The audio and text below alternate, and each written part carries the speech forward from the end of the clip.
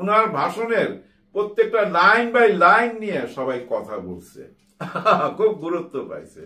যাই হোক, তারপর একটা প্রশ্ন দেখা দিয়েছিল আমাদের মনে যে আসলে সেনাপ্রধান কার, মানে বর্তমান সরকারের পক্ষে না বিপক্ষে, কোন পক্ষে? অনেকে বলার চেষ্টা করতেছে না উনি ভারতের পক্ষে, মানব অধিকার লঙ্ঘন হয়েছে, কোথাও তো আপনারা কিছু করতে পারেন নাই, সারা জীবনই তো শুধু জাতিসংঘের আওয়াজ শুনলাম, কিন্তু কার্যক্রম কি আপনাদের? আপনারা তো কোনো কিছু দেখাইতে পারেন নাই, সব জায়গায় তো ফেল। তখন ওই মানব অধিকারের প্রধান উনি বলছে, নো, আপনার সাথে আমি একমত নই। আমরা বাংলাদেশে জুলাই অভ্যুত্থানের সময় আমাদের একটা ভূমিকা ছিল। আসসালামু আলাইকুম। আমাদের সেনা প্রধান শেখ হাসিনার আত্মীয় হওয়াতে না অনেক মুশকিলে আছে, হাজার প্রশ্নের সম্মুখীন। বিশেষ করে গত কিছুদিন আগে যে একটা ভাষণ দিলেন, ওই যে ভাষণের মধ্যে উনি মাননীয় বলেন নাই, মাননীয় প্রধান উপদেষ্টা বলে নাই, ডক্টর মোহাম্মদ ইউনূস বলছে, মাননীয় বলে নাই, স্যার বলে নাই। না বলাতে ওনাকে নিয়ে তো বুঝছেন হাজার রকম প্রশ্ন।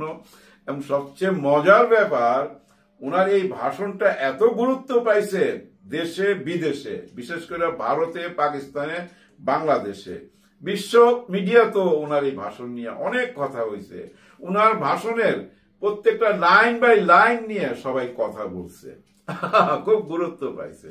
যাই হোক, তারপর একটা প্রশ্ন দেখা দিয়েছিল আমাদের মনে যে আসলে সেনাপ্রধান কার, মানে বর্তমান সরকারের পক্ষে না বিপক্ষে, কোন পক্ষে? অনেকে বলার চেষ্টা করতেছে না উনি ভারতের পক্ষে। যেমন ভারতের সেনাপ্রধান একটা কথা বইলা ওনাকে আরো বিতর্কে ফেলছে যে জুলাই অভ্যুত্থানের সময় প্রত্যেক মুহূর্তে আমার সঙ্গে যোগাযোগ ছিল জনাব ওয়াকার সাহেবের সাথে, আমাদের সেনাপ্রধানের সাথে। কার? ভারতের সেনাপ্রধান। উনি তার ভাষণে কিন্তু এই কথাটা বলছে, আমরা সবাই জানি। এতে কিন্তু আরো বিতর্কের মধ্যে পড়ছে। তার মানে কি উনি সবসময় যোগাযোগ রাখছেন এবং শেখ হাসিনাকে কি ওনাদের কথা অনুযায়ী বিদেশ পাঠাই দিলেন, মানে দিল্লিতে পাঠাই দিলেন, এরকম অনেক কথা। কিন্তু সবচেয়ে বড় পজিটিভ যেটা ছিল ওনার পক্ষে, যে উনি ছাত্র জনতার বিপক্ষে দাঁড়ায় নাই। এটা কিন্তু উনি বাহাবা পাচ্ছিলেন গত 7 মাস। উনি একমাত্র মানুষ তখন বুদ্ধি দিয়ে খেলছে, কি সুন্দরভাবে হাসিনাকে সেভ করছে, ছাত্রদের এই যে রক্তক্ষয়ী যুদ্ধ এটাও থামাইতে পারছে বুদ্ধি খরচ কইরা। যে উনি যদি ছাত্রদের বিপক্ষে যাইতো তাহলে তো রক্তের বন্যা বয়ে যাইতো, তাই না? কারণ উনি শেখ হাসিনার আপন আত্মীয় ভাই, এবং দূর সম্পর্কের আত্মীয় না, কিন্তু ফুফাতো বোনের জামাই, একেবারে কাছের আত্মীয়। তার মানে উনি কিন্তু দেখেন ওনার আত্মীয়র পক্ষে না যায় ছাত্র জনতার পক্ষে আসছে, এটা কিন্তু একটা বাহাবা পাচ্ছিল। কিন্তু এই জায়গাটার মধ্যে বাদ সাধলো জাতিসংঘ। হ্যাঁ, জাতিসংঘের মানব অধিকারের যে প্রধান, উনি কিন্তু সব ফাঁস করে দিয়েছে। ফাঁস করছে মানে কি, জাতিসংঘকে প্রশ্ন করা হয়েছিল যে আপনারা তো সব জায়গায় বিফল, হ্যাঁ, গাজাতে, ফিলিস্তিনে বা যে কোনো জায়গায় মানব অধিকার লঙ্ঘন হয়েছে, কোথাও তো আপনারা কিছু করতে পারেন নাই, সারা জীবনই তো শুধু জাতিসংঘের আওয়াজ শুনলাম, কিন্তু কার্যক্রম কি আপনাদের? আপনারা তো কোনো কিছু দেখাইতে পারেন নাই, সব জায়গায় তো ফেল। তখন ওই মানব অধিকারের প্রধান উনি বলছে, নো, আপনার সাথে আমি একমত নই। আমরা বাংলাদেশে জুলাই অভ্যুত্থানের সময় আমাদের একটা ভূমিকা ছিল। কি ভূমিকা? যে যখন জুলাই গণ অভ্যুত্থানে শেখ হাসিনা আর্মি রাস্তায় নামায় দিল, আর্মির হাতে ক্ষমতা তুলে দেওয়ার চেষ্টা করলো, এবং আর্মি কিন্তু তখন প্রথম দিন, খেয়াল আছে আপনাদের, আর্মি কিন্তু গুলিও চালাইছে, আমরা কিন্তু এরকম ভিডিও ফুটেজও দেখছি, কিন্তু তার পরদিনই বন্ধ হয়ে গেছিল। ওই টাইমে এই জাতিসংঘের মানব অধিকারের প্রধান আমাদের ওয়াকার সাহেবকে টেলিফোনে জানাইছেন যে আপনি এই কাজগুলা করতে পারবেন না। হ্যাঁ, কারণ শান্তি বাহিনীতে, জাতিসংঘের শান্তি বাহিনীতে বাংলাদেশ আর্মি খুব সুনামের সহকারে কাজ করতেছে, এটা আপনি মাথায় রাখবেন। আপনি আর্মিকে ছাত্র জনতার বিরুদ্ধে নামাইতে পারবেন না, এটা ঠিক হবে না। এরকম একটা কথা বলার সঙ্গে সঙ্গে কিন্তু আর্মি কিন্তু গুলি বন্ধ করে দিল, আর কোনো গুলি করলো না। এবং শেখ হাসিনার এখানে যাওয়ার পর ওই যে বলছে না যে আলাদা রুমে যায় জয়কে বুঝাইছে জয় তুই তুই করে কথা বলতেছিল, শেখ রেহানা ছিল, আমার মনে হয় তখন বুঝাইতেছিল যে জাতিসংঘে থেকে বাধা দিছে, আমি আর কোনো হেল্প করতে পারবো না, আপনার মাকে যদি বাঁচাইতে চান তাহলে ভারতে পাঠাই দেই, এটাই কিন্তু শেষ সময়, হাতে সময় আছে 30-40 মিনিট। এখন তাহলে প্রশ্ন দাঁড়ায় যে আর্মি তো প্রথম দিন গুলি চালাইছিল, তারপর থেকে থেমে গেল জাতিসংঘের কথায়, তার মানে কি জনাব ওয়াকার সাহেবের ইচ্ছা ছিল না? কারণ জাতিসংঘের মানব অধিকারের প্রধান উনি সরাসরি বলে দিচ্ছেন, যদি ছাত্র জনতার বিরুদ্ধে আপনি যান, জাতিসংঘ থেকে টোটাল আর্মি আপনার দেশে পাঠিয়ে দিব, মানে বাংলাদেশে পাঠিয়ে দিবে। ব্যাপারটা কিন্তু ভয়ঙ্কর। এরকম কিছু যদি ঘটতো, ভয়াবহ ঘটনা ঘটতো, তো বাংলাদেশের আর্মির ইমেজ একেবারেই তলানিতে যায় ঠেকতো।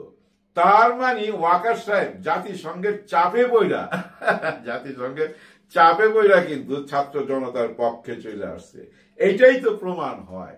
এবং ওনার ওই ভাষণটার মধ্যে যেসব বিতর্ক সৃষ্টি করছে, আমার মনে হয় ওই ভাষণটার রিয়াকশনই কিন্তু এখনো চলতেছে। এই যে জাতিসংঘ থেকে সবকিছু ফাঁস করা হলো, এটা কিন্তু ওই ভাষণেরই রিয়াকশন, এটা কিন্তু ওই ভাষণ দেওয়ার পরই আসলো, কিন্তু তার মানে ওই ভাষণের রিয়াকশন এগুলা চলতেছে, কিন্তু সামনে আরো চলতে থাকবে, আরো অনেক কিছু আমরা জানতে পারবো। তবে জাতিসংঘ কিন্তু আমাদের সঙ্গে আছে। কারণ কি জানেন? ইউনূস স্যার যেদিন ক্ষমতায় বসছেন তার পর দিনই জাতিসংঘের এই মানব অধিকারের প্রধানকে টেলিফোনে বলছেন যে এই ব্যাপারটা আপনাদের দেখতে হবে, এখানে যে মানব অধিকার লঙ্ঘন হয়েছে এই ব্যাপারটা আপনাদের দেখতে হবে। শেখ হাসিনার অপকর্মের প্রতিবেদন এখন কিন্তু পুরা বিশ্বের সামনে।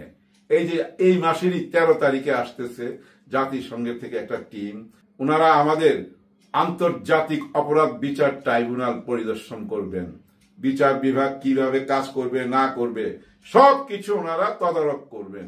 এবং এই বিচারের সময় সারা পৃথিবীর যে কোনো সাংবাদিক থাকতে পারবে, কারো জন্য বাধা নাই। এবং হয়তো এমনও হইতে পারে আমরা লাইভ এই বিচারটা দেখতে পারবো, এমনও হইতে পারে, সেদিকেই আগাচ্ছে। আরো একটু খুশির খবর দিয়া ভিডিওটা শেষ করে দিব।